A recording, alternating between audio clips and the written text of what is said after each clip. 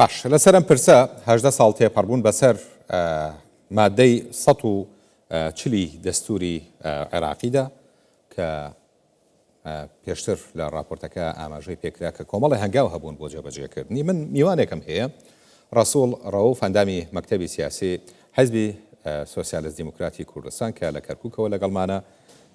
بەڕێز ڕەسوڵم کاتت باش. وەک ئاماژەی پێکرا کۆمەڵی هەنگاو هەبوون بۆ جێبەجێکردنی مادەی 140 لە ماوەی ڕابردووە خۆی مەفروض بوو لە 2007 تا کۆتایی پێبێت، بەڵام تا ئێساش درێژەی هەیە. ئێوە پێتان وایە چەندێک لەو هەنگاوانە جێبەجێکراون و ئاسۆی جێبەجێکردنی مادەی 140 بەرەوکوێیە؟ ئەم کاتت باش، ئەم کاتەی بینەرانی خۆشەویست باش، دیارە حکوومەتی ناوەند هیچ کاتێک شکاری لەگەڵ یاساکانە نەبووە لەگەڵ حکوومەتی هەرێمە، بەڵکو کێشەی حکوومەتی هەرێم لەگەڵ ناوەندا شکاری جێبەجێکردنی یاساکان بووە. واتە ئێمە لە ڕووی دەستور و یاساوە زۆرجار ئەو کێشانەمان نەبووە، بەڵام لە کاتی جێبەجێکردنان بە دڵنیاییەوە کۆمەڵێک ڕێگر و کێشیان بۆ دروست کردووە. ئەگەر ئێمە باس لە ناوچە کێشە لە سەرەکانی دەرەوەی ئیداری هەرێمی کوردستان بکەین، دیارە ئەمان لە دوای ڕوخانی ڕژێمی سەدام و لە 2003 کە بەڕێستان ئاماژەتان پێدا ئەو کات لە سەردەمی بریمەرە لە کاتی حکوومەتی کاربەڕێکەری ئەو کات لە چوارچەوەی مادەی 58 تا جێکرایەوە. پاشان لە دەستوری عێراقا کە ئەو کات دەستور داڕێژرایەوە لە چوارچەوەی مادەی 140 ئەم ناوچانە دیاری کرا. بەداخەوە ئەتوانین بڵین سەرکردایەتی کورد ڕاستە لەو کاتە بەپێی ئەو دۆخە بڵێ لە دەستورا بەم شێوەیە جێبەجێیان کرد، بەڵام لە کاتێکی دیاری کراودا وەک بەڕێز باست کرد لە سیویەکی کانونی یەکەمی 2007 دەبوایە کۆتاوا دەبوایە. بەڵام ئەوەی هەموو کات حکوومەتی ناوەند و دەسەڵاتی جێبەجێکار لەگەڵ هەرێمە بڵێ بەڕێئەکات کوشتنی کات و درێژکردنەوەی ئەم ماوەیە. ئەگەر ئێمە تێبینی بکەین مادەی 140 بە سێ قۆناغدا تێپەڕەبێت: قۆناغی ئاساییکردنەوە، قۆناغی سەرژمێری، قۆناغی ڕاپرسی.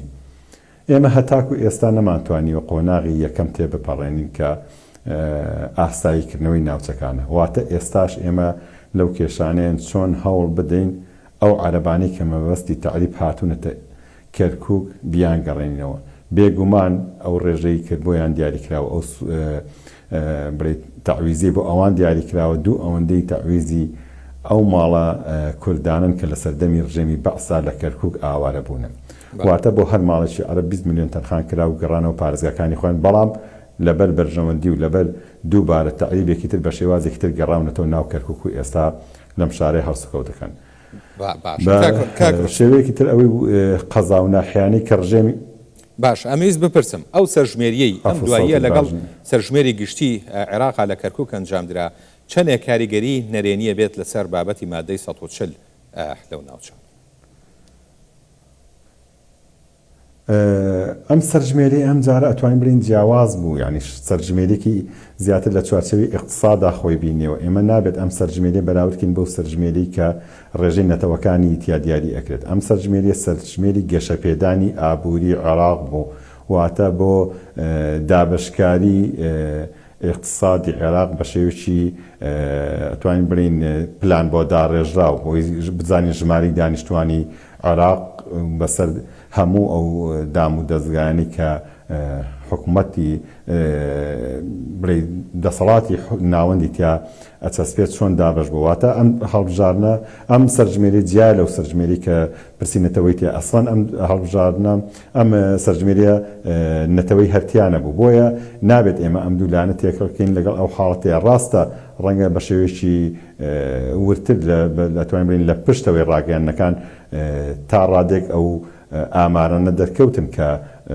لەم شارەیە ڕێژەکان چۆنە، بەڵام من پێم وایە لە ڕووی یاسای و دەستوری و دووشتی زۆر جیاوازن. بەڵام پێش ئەوەی ئێمە بڵێ ئەمە تێپەڕێنین، من ئەو فەقەرێ بەلامەوەگرین بوو کە ئێمە لە دوای 2005 و لە شان بەشان کابینەکانی حکوومەتی عێراق کە کورتیا توانین بڵین کۆڵەگەیەکی ئەو حکوومەتە بووە، ئێمە نەمانتوانیوە ئاساییکردنەوەی ئەو قەزا و ناحیانەی کە لە سەردەمی ڕژێمی پێشوو بەتایبەت لە دوای 1976 کە لە کەرکووک کرانە وەکو چەمچەماڵ و وەکو دووز و وەکو کەلار و ئەمانە هەریەکی بۆ نمونە خانەقین کرا سەر دیالە، دووس خرا سەر سەلاح الدین، چەمچەماڵ خرا سەر سلێمانی. ئەتوانین بڵین ئەمانە یەکێکە لەوانی کە ئیشکات بۆ مادەی 103 دروست دەکات، چونکە نفوسی بڵێ دیموگرافیای کەرکووکی بە شێوەیەک بچووک کردوەوە کە تۆ چۆن تەعامل بکەی لەگەڵ ئەم دۆخەیە بۆ ئەم قۆناغی ئێستامان بۆ نەتەوەی کورد ئەتوانین بڵین زەرەرە، واتە تۆ بە هەموو تورکمانی ئەم شارە بەقەت قەزایەکی وەکو کەلار نییە کە لە ڕابردوودا لێ کراوەتەوە، بە هەموو عەرەبی ئەم شارە ئەگەر بێت و قەزا و ناحیانە بگرێتە بەقەت چەمچەماڵ و دووسقڵمات و نابێت بگەڕێتەوە سەر ئەم شار. واتە ئەتوانین بڵین حکوومەتی ناوەند ڕاستە ئەم مادەی لە تەوقیتێکی دیاریکراوە کە دەبوو لە 2007 جێبەجێ بکرایە، درێژکرایە و بەشێک لەلایەنەکان هەر قەنەعەتیان پێی نەماوە، زێن ئەم مادەیەکی مردووە و لە کات خۆی تێپەڕێەوە. بەڵام ئەوەی کە ئێستا لە 2023 کە لە 18 ئایاری 2023 بڵێ پێکهاتەی شیعەکان ینی پێکاتی دەولە ئەو کاتە بە ڕسمی دووبارە دانینایە بە مادەی 140 و بودجەیەکشی بۆ دیاری کرد. واتە ئێمە لە ڕووی دەستور و یاساوە ئەم مادەیە کێشەی نییە، بەڵام لە ڕووی جێبەجێکردن و ئەو هەنگاوانە و ئەو بودجەی کە تەرخان ئەکرێت بۆ ئینەکان ئەلەوەیە کێشەی تایە و هەر جارێکیش ئەوان بە بیانیەکەوە و بەدڵنیاییشەوە بەلای حکوومەتی ناوەندەوە کات کوشتنە.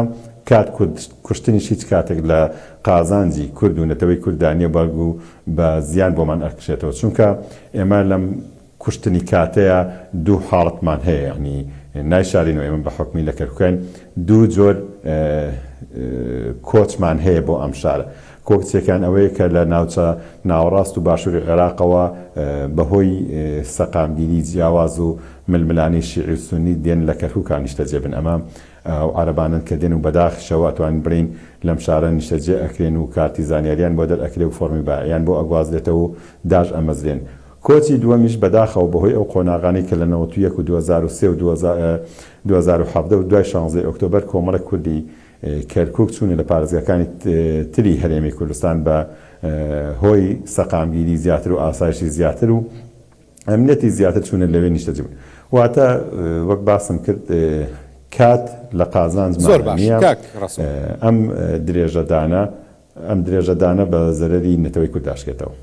باشە، چی پێویستە لایەنە کوردیەکان ئەنجامی بدەن بۆ یعنی جێبەجێکردنی ئەم مادەیە؟ جەنابتان ئەزانن زۆر جار لەسەر بابەتێکی بچووکی یاسایی یان مادەیەکی دەستوری کە ڕەنگە هەرێمی کوردستان مافی خۆشی بێت ممارەسەی بکات، ڕامانە کێشنە نێو دادگای فیدراڵی. بۆچی هەرێمی کوردستان تا ئێستا نەیتوانیوە لەسەر یان کورد بە شێوەیەکی گشتی نەیتوانیوە لەسەر مادە دەستوریە دادگای فیدراڵی بەکاربێنێ بۆ یەکلاییکردنەوە و جێبەجێکردن؟ پرسیارەکە زۆر جوانە. یعنی ئێمە هەنگاوی یەکەم چی پێویستە بکرێت؟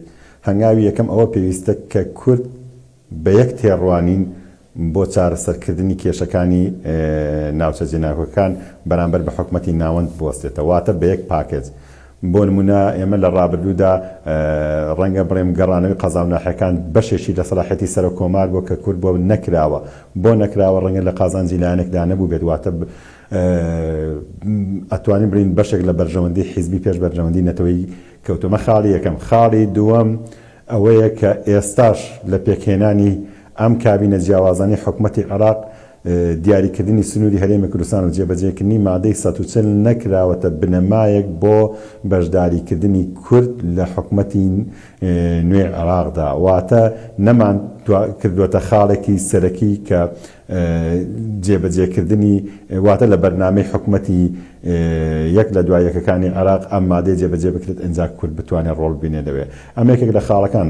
خاڵێکی تریش ئەوەی کە ئێستا ئێمە تێبینی ئەکەین بەداخەوە کورد بە دوو بەرنامە بە دوو ئاراستەی جیاواز لەگەڵ حکوومەتی ناوەند و واتە حیزبە براوەکانی عێراقدا دائەنیشێت کە ئەمە وای کردووە داواکاریەکانت لە داواکاریەکی ڕسمی و ببێتە داواکاریەکی لاوەکی. ئەوەی کە ئێستا ئێمە ئەیبینین داواکاریەکانی کورد لەگەڵ بەغدایە ئەوەی لە چوارچێوەی پۆست و سەرۆک کۆمار و جێگری سەرۆک پەرلەمان و وەزارەتەکانە وەستاوتە ئەوەنگە لە چوارچێوەی مادەی 140 جێبەجێکردنی گەڕانەوەی ئەم ناوچانەیان نییە. یعنی ئێستا بەڕێزت خۆت لە کەناڵەکەتان و ئەیبینی ڕۆژانە هەواڵمان هەیە لەسەر وەفدی کوردی ئەچێتە بەغدا، بەڵام ئەم وەفدانە وەکو مەرجەعی کورد ناچێت. مەرجەعی کورد ئێمە ئێستا لەم کاتەیە پەرلەمانی کوردستانە. پەرلەمانی کوردستانمان ئێمە وا ساڵێک و یەک دوو مانگە تێپەڕیوە نەمانتوانیوە کۆبوونەوەیەکی ڕسمی بکە.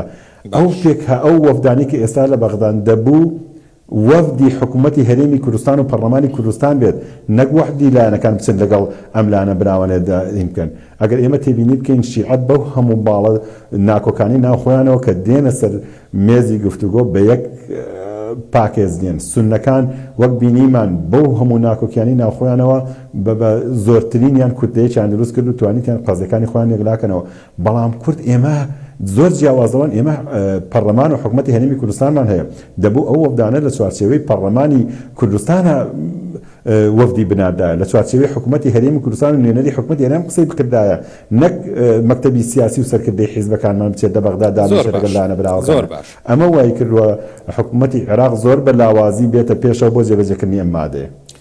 بەڕێز ڕەسوڵ ڕەوف ئەندامی مەکتەبی سیاسی حیزبی سۆشیالیست دموکراتی کوردستان، سپاس بە بەڕێز.